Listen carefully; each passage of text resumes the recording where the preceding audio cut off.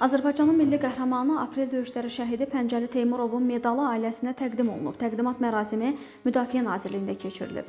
Təqdimat mərasimində Müdafiə naziri general-polkovnik Zakir Həsənov, nazir müavinləri, hərbçilər, milli qəhrəmanın anası və qardaşı iştirak edib.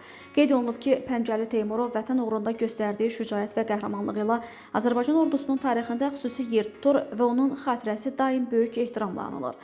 Ailə üzvləri şəhidin xatirəsinə göstərilən yüksək diqqət və dövlət qayğısına görə minnətdarlıqlarını bildiriblər. Bildirilib ki, Aprel döyüşləri Azərbaycan hərb tarixində şanlı səhifələrdən biridir və Pəncəli Teymurov kimi igidlərin fədakarlığı gələcək nəsillər üçün örnək olaraq qalacaq. Xatırladaq ki, Prezident İlham Əliyevin ötən il noyabrın 7-sində imzaladığı sərəncama əsasən Gizir Pəncəli Nurməmmədoğlu Teymurova ölümündən sonra Azərbaycanın milli qəhrəmanı adı verilib.